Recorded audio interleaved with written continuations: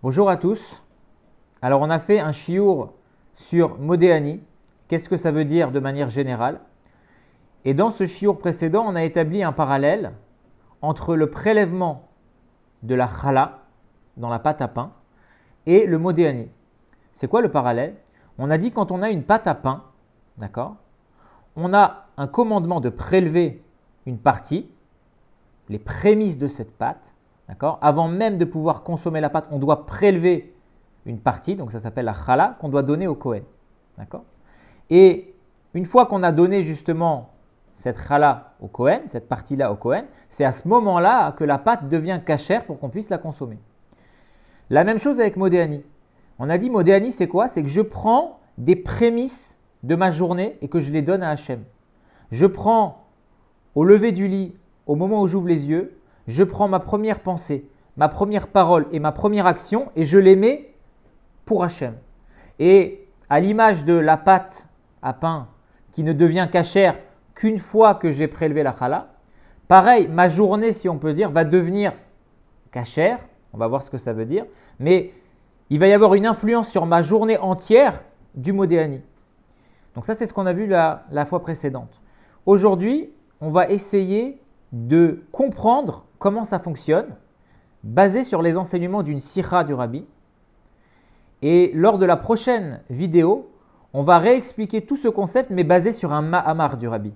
Et c'est là où on pourra comprendre les différences un petit peu entre une sikha et un ma'amar, même si c'est deux parties de Chassidut, mais c'est une manière totalement différente d'appréhender les choses.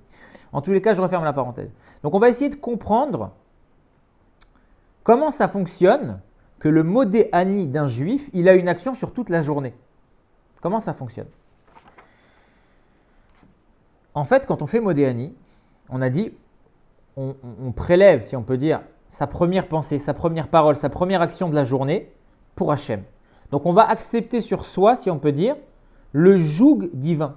On va accepter sur nous le fait que, dès que j'ouvre les yeux, il y a un Dieu, et ce Dieu-là, c'est le maître, et ce Dieu-là, il m'a demandé de faire sa volonté, et ça passe par toute une série de commandements, donc les mitzvot. D'accord? Donc je vais prendre sur moi le joug divin, et donc je vais accepter de pratiquer les mitzvot. D'accord? Cette intention-là, on a dit, elle a une répercussion dans la journée. Ce n'est pas seulement théorique, ce n'est pas seulement des paroles, on retrouve ça dans la halakha. Donc pour comprendre, il faut déjà s'intéresser sur l'intention en général. Ça veut dire quoi? La kavana, faire les choses avec intention. On remarque qu'il y a un paradoxe. Le paradoxe, je vais le dire et après je vais le développer, c'est que quand on fait une avera, quand on fait une faute, on dit que pour que la faute soit comptabilisée, il faut le faire volontairement. Il faut vraiment avoir envie de faire la faute. Ouais, il faut le faire consciemment. Par contre, pour les mitzvot, faire une mitzvah, même involontairement, si on peut dire, sans intention, la mitzvah, elle est quand même comptée, d'une certaine manière. On va développer. Il ramène ici dans le livre l'exemple avec la dernière halakha que l'Admour Hazaken il ramène dans le Shulchan Aruch. C'est, on a une interdiction dans la Torah que quand un bœuf ou quand une vache travaille dans un champ, par exemple pour piétiner du grain, on a l'interdiction de museler la bête. Parce que c'est une souffrance, ça veut dire l'animal il travaille avec du grain qui est sa nourriture aussi. On va lui faire travailler sur une matière et on va l'interdire de manger. Donc c'est une cruauté si on peut dire. Donc il y a un interdit dans la Torah que quand un animal il travaille sur un produit agricole, de museler l'animal pour l'empêcher d'en manger. C'est une interdit. Maintenant l'Admour Hazakan il dit quoi? Il dit si on est par exemple en chemin avec nos animaux pour aller je ne sais où. Les animaux sont muselés, d'accord? Parce qu'on est en train de marcher sur la route. Et pour arriver à notre destination, on a vu qu'il y avait un raccourci et donc on décide de passer dans un champ pour arriver plus vite à destination. Est-ce que je transgresse l'interdit d'avoir mon animal muselé quand il piétine du grain? Alors là, l'Admour Hazakan il dit non. Pourquoi? Parce que là, je ne suis pas en train concrètement de demander un travail à mon animal et je le muselle. C'est que je suis passé par un raccourci pour arriver plus vite. Donc c'est vrai que concrètement, l'animal il marche sur du grain, il piétine du grain en étant muselé. Donc concrètement, c'est ça qui se passe. Mais comme moi, je n'ai pas cette kavana, je n'ai pas cette intention-là, ce n'est pas une avéra. Donc, on voit de cet exemple-là que quand on transgresse une avéra, mais sans intention, ce n'est pas mon intention, la avéra n'est pas comptée. D'accord? On retrouve ce principe-là même dans Ilchot Shabbat, Melechet Marchevet Asra Torah, c'est-à-dire que d'après la Torah pure, quand on transgresse un interdit de Shabbat sans avoir intention de transgresser cet interdit-là, on fait quelque chose pour autre chose et au passage il y a un interdit qui se fait, d'après la Torah c'est permis. D'accord? Les Chachamim, ils ont interdit ça, mais à la base la Torah n'a interdit qu'une action qu'on fait volontairement pour transgresser. D'accord? Et ce qui est intéressant, c'est que dans le Shulchan Aruch, à la fin, l'Admor Hazaken, quand il parle du cas de la vache qu'on fait traverser un champ muselé, il dit c'est pas interdit parce que c'était pas mon intention. Et il dit vechen kol kayotse basé. Ainsi pour tous les autres cas. Sous-entendu, d'après l'Admor Hazaken, quand on transgresse une avéra sans intention, c'est pas vraiment une avéra. Ça ne veut pas dire que c'est permis, mais dans l'idée, pour vraiment transgresser, faire un péché, faire une avéra, il faut le faire en pleine conscience avec la pleine intention. Par contre, on dit pour les mitzvot, c'est l'inverse. Ça veut dire que si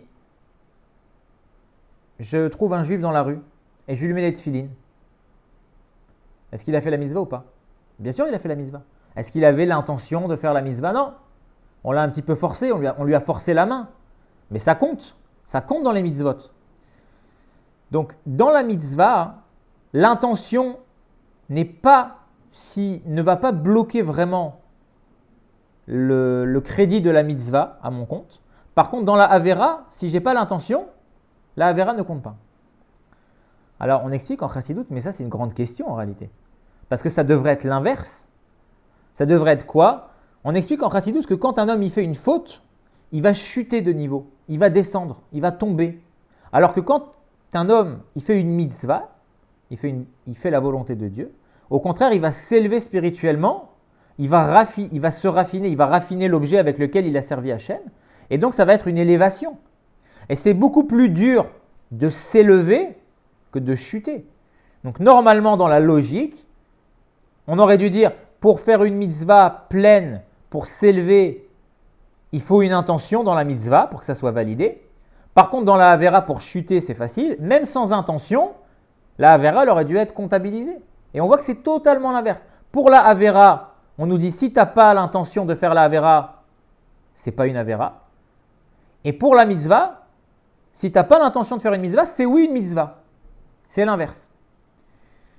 Alors, pour comprendre ça, il faut aller dans une autre halakha au sujet des kiddushin. C'est quoi les kiddushin? C'est quand un homme veut se marier avec une femme. En réalité, il y a deux étapes dans la Torah. Aujourd'hui, concrètement, quand on célèbre un mariage, on fait les deux étapes en même temps. Mais la première étape, ce qu'on appelle les kiddushin, qu'on pourrait traduire par fiançailles, c'est quand l'homme il donne un objet qui a valeur d'argent à la femme en lui disant par cet objet, tu deviens consacré à moi. On s'engage tous les deux à être mariés. Donc le mariage n'est pas encore fini à ce moment-là, mais c'est déjà la première étape qui est faite. Et ensuite, le fait de passer sous la choupa et de s'isoler avec sa femme, c'est la deuxième étape. Donc aujourd'hui, on fait les deux étapes en même temps, mais à l'époque, il y avait du temps entre la première et la deuxième étape. À l'époque, le mari donnait l'objet à la femme, il la consacrait, kiddushin, et après, des fois, il y avait un an pour qu'il passe sous la choupa et qu'il devienne marié au plein sens du terme. Bref, en tous les cas, dans la première étape des kiddushin, si un homme il dit à une femme, voilà, est-ce que tu acceptes de devenir ma femme si je te donne telle somme d'argent? Okay. Si la femme elle dit oui, l'homme il lui donne l'argent, la femme elle accepte, on considère que les kiddushin sont valables et donc ces deux personnes-là sont entre guillemets fiancées, ils ont fait la première étape du mariage. Autre cas, l'homme et la femme ne discutent pas du tout de mariage et l'homme il donne de l'argent à la femme. Est-ce qu'on va dire qu'ils sont mariés? Pas du tout. Ils ne parlaient pas de ça, il n'y a aucune raison de penser que l'homme il donne de l'argent à la femme elle est mariée. On dit c'est un cadeau, il lui a fait un cadeau, il lui a donné de l'argent. Troisième cas, l'homme et la femme parlent de kiddushin. L'homme il dit à la femme, est-ce que si je te donne telle somme d'argent, tu acceptes de te marier avec moi? La femme elle dit oui. Ok, ils se séparent. Un quart d'heure après ils se retrouvent, l'homme il donne la somme en question à la femme elle l'accepte. On dit la femme elle est oui consacrée au mari. Elle est oui consacrée au mari. Pourquoi? Parce que là, comme ils étaient en train de parler de ça au début, Certes, il y a eu une interruption entre les deux, mais ils étaient en train de parler de Kiddushin au début. Ils se sont séparés. Ils se sont retrouvés un petit peu après et ils ont terminé. L'homme, il a donné la somme à la femme. Alors, comme il y a eu le premier passage où il parlait de ça, il y avait l'intention. On considère que plus tard, quand l'homme il donne la somme à la femme, on s'appuie sur l'intention primaire, l'intention de base qu'il y avait entre les deux qui avait été dite. Et donc, le mariage, les fiançailles sont valables. J'espère que c'est clair. En tout cas, c'est exactement la même idée avec Modéani. C'est quoi Modéani? On a dit, je ne comprends pas pourquoi, quand on fait une mitzvah, sans intention, la mitzvah, elle est comptabilisée. On a dit, ce n'est pas logique. Faire une mitzvah, c'est un processus d'élévation, de raffinement qui est difficile. Donc normalement, ça devrait être difficile de créditer une mitzvah au compte d'un homme, que vraiment, il a voulu faire la mitzvah, il s'est donné les moyens de la faire.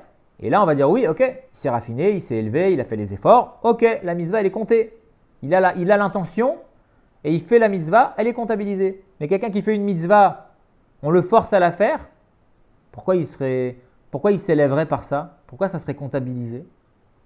En fait, comme un juif, il fait Modéani le matin, comme le juif, il a cette intention le matin quand il se lève de donner sa première pensée, sa première parole et sa première action à Hachem. On a dit que ça va avoir une influence sur la journée, sous-entendu, même après dans la journée quand il fera les mitzvot sans intention particulière, on va le créditer ses mitzvot. Pourquoi?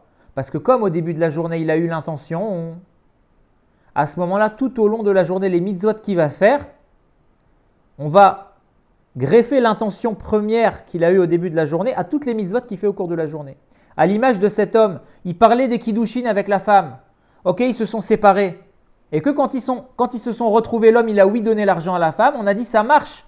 Parce que rétroactivement, comme il avait parlé de ça avec elle au début, on considère que la somme qu'il lui donne plus tard, c'est la continuité de ce qu'ils avaient discuté au début. Pareil, comme le juif, il fait Modéani le matin, il a cette acceptation du joug divin le matin, alors ça va avoir une influence sur toute la journée, que même les mitzvot qu'il va faire sans vraiment d'intention particulière, on va greffer la kavana du Modéani avec la mitzvah pour dire, quelle que soit la mitzvah, quelle que soit l'intention qu'on ait dans la mitzvah dans la journée, grâce au Modéani, ça fonctionne.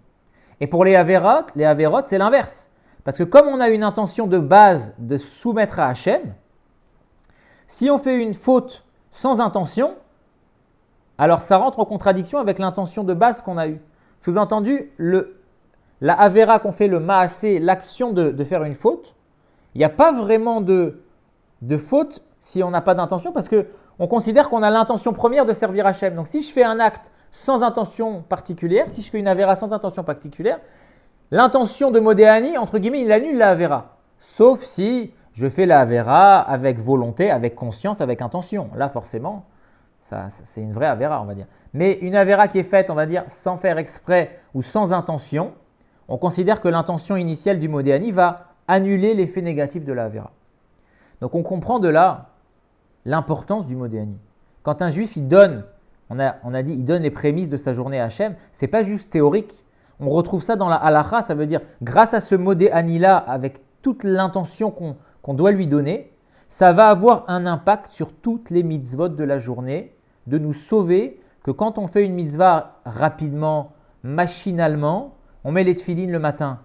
Alors, on a forcément toujours l'intention de base de faire la mitzvah, parce que si je mets les tefilines sur mon bras, c'est qu'il y a quelque chose qui se passe. Ce n'est pas par hasard, ça ne tombe pas du ciel. Mais on n'a pas forcément d'intention de faire une mitzvah, de servir Hachem, de se rapprocher d'Hachem, etc., etc. L'intention du Modéani va se greffer à toutes les mitzvot de la journée.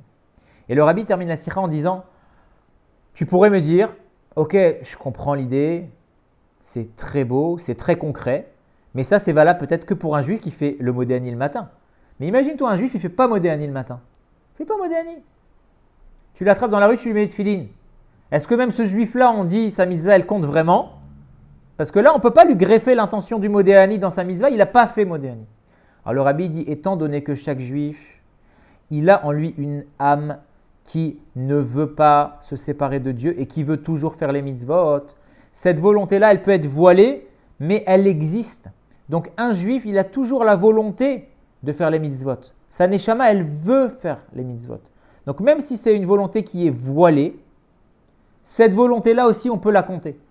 Donc même si lui, il fait la mitzvah maintenant, on l'a attrapé dans la rue, on lui met les tefilines, il n'a pas d'intention, on va comptabiliser l'intention profonde de sa neshama. En tous les cas, voilà comment, Alpi Chassidut, mais d'après une sikha, on comprend l'idée que le modéani va influencer la journée d'un juif. Ça, c'est d'après une sikha. Ça veut dire c'est très, je ne vais pas dire logique, mais on a une question, on a une réponse, on a un développement, on parle de halakha.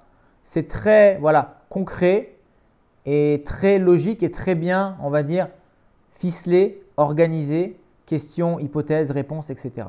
On va voir dans la vidéo suivante comment on explique l'importance du modéani et l'influence qu'il a sur le reste de la journée. Mais là, cette fois-ci, on va se baser sur un Mahamar du Rabbi. Et vous allez voir, l'approche est totalement différente, mais la conclusion sera la même.